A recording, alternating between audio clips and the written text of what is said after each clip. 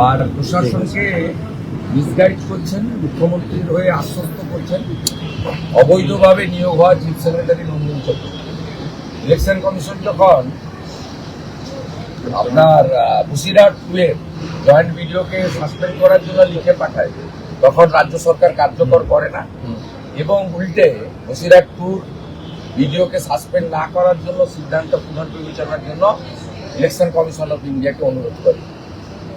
আমার কাছে স্পেসিফিক তথ্য আছে, নন্দিনী চক্রবর্তী গতকাল এবং গত পরশু জেলা শাসকদের ফোন করে বলেছেন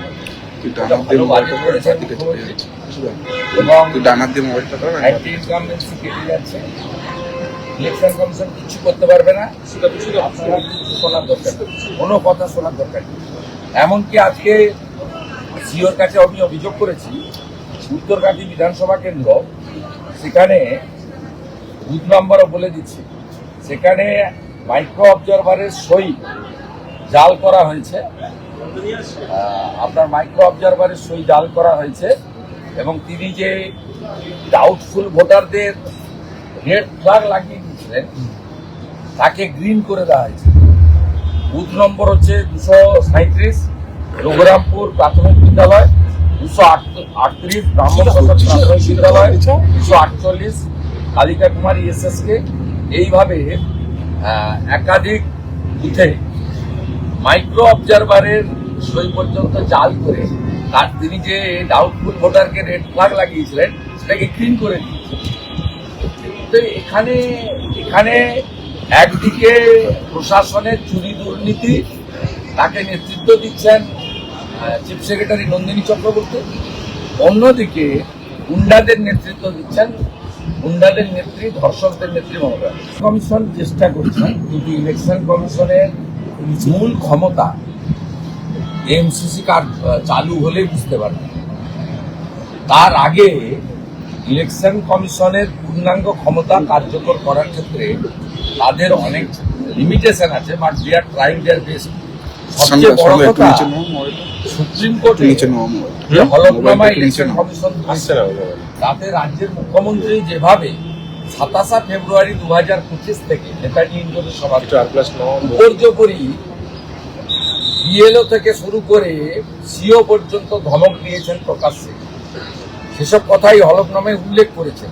আর কিভাবে রাজ্য প্রশাসন তারা সহযোগিতা করছে না সে কথাও তারা বলেছে। এবং যে কোনো মিটিংয়ের চিফ সেক্রেটারিরা গেলে আগের মনোজ পান্ত বা অন্য আধিকারিকরা তারা নিজেরা সিদ্ধান্ত নিতে পারেন না, বলে ঠিক আছে নোট করে নিয়ে যাচ্ছে, আলোচনা করে যায়। কিন্তু আপনাদের এই জিনিসটা খুব পরিষ্কার জেনে রাখা দরকার আছে, ইলেকশন কমিশন সংক্রান্ত যে কোনো নির্দেশিকা এর ফাইল মুখ্যমন্ত্রী মানে রাজনৈতিক ব্যক্তিত্বের কাছে যায় না, কোনো রাজ্যে যায় না নিয়মে। এটা সরাসরি এক্সিকিউট করতে হয় চিফ সেক্রেটারি বা এখানে একমাত্র রাজ্য যেখানে স্পাইনলেস অ্যাডমিনিস্ট্রেশন, ভীত আতঙ্কিত দাসত্ব স্বীকার করে নেওয়া ব্যুরোক্রেসি, তারা ইলেকশন কমিশন সংক্রান্ত ফাইলও তারা পাঠাচ্ছেন। ইলেকশন কমিশন অনেকগুলো মেজার নিয়েছে বলে 8,300 মাইক্রো অবজারভার দিয়েছে। ইলেকশন কমিশন এখানে প্রায় 150 জন মতো অফিসার পাঠিয়েছেন বিভিন্ন সেক্টর থেকে, চেষ্টা করছেন তারা কার্যকর করার ক্ষেত্রে সমস্যা আছে। এবং নিরাপত্তার জন্য তারা ভারত সরকারের কাছে জায়গা চেয়েছিলেন, শিপিং কর্পোরেশন অফ ইন্ডিয়ার জায়গাতে আগামী 3-4 দিনের মধ্যে সিও কার্যালয় শিফট হয়ে যাবে এবং সিও সহ নির্বাচন আধিকারিকদেরকে কেন্দ্রীয় নিরাপত্তা দেওয়া হয়েছে সিআইএসএফ। এ ভূভারতে কোথাও নেই। পাঠিয়েছে মুখ্যমন্ত্রী বা পিসি, এই জেলায় কিছু করতে পারে কিনা চেষ্টা করে, চেষ্টা করে কিছু করতে পারবে না। এত বড় জেলা এসপি ইনচার্জ করে রেখেছে প্রথমত, তারপরে ওখানে 21 সালের পর থেকে পুলিশের যে ইমেজ বিপর্যয় হয়েছে সেটাকে রিবিল্ড করার চেষ্টা করছে পুলিশের মাধ্যমে, আইপ্যাকের পরামর্শ নিয়ে এবং মুখ্যমন্ত্রীর ইচ্ছাকে মর্যাদা দিয়ে। এতে লাভ কিছু হবে না, এটাতে যা হওয়ার হয়ে গেছে। এবং তৃণমূল মানে যে চোর, চোর মানে যে তৃণমূল, কাটমানি মানে তৃণমূল, তৃণমূল মানেই কাটমানি, তৃণমূল মানেই সিন্ডিকেট, সিন্ডিকেট মানেই তৃণমূল। এটা প্রমাণিত হয়ে গেছে। এটা 15 বছর তো অনেক সময়, এই 1-2 সপ্তাহ সব পরীক্ষা। রাজ্য সরকার বদলে যাবে, 6 একর জমি আর লাগবে।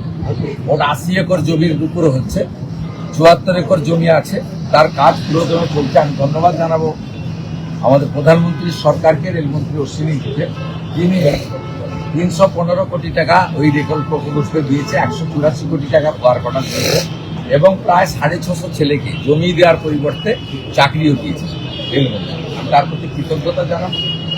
আর এপ্রিল মাসের পরে সরকার বদলে যাবে, অর্থাৎ জমি পাওয়ার ক্ষেত্রে কোনো সমস্যা নেই। সুপ্রিম কোর্টে যাচ্ছে মামনি জানার কেসে, ঠিক আছে, দেখা হবে ওখানে।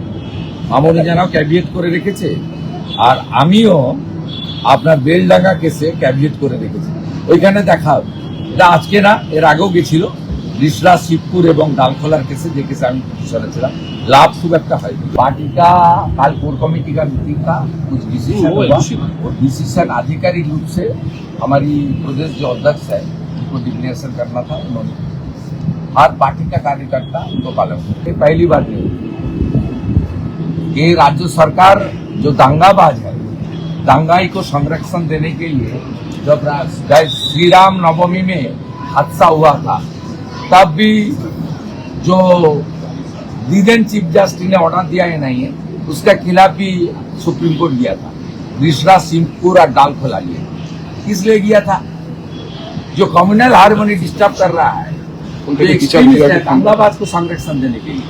यहाँ बेलडंगा में जो हुआ है कोई राजनीति लड़ाई नहीं था, वो दंगा ही था, एंटी नेशनल था। सिमी PI 5 का उनको बचाने के लिए सरकार जा रहा है, सरकार एंटी नेशनल है।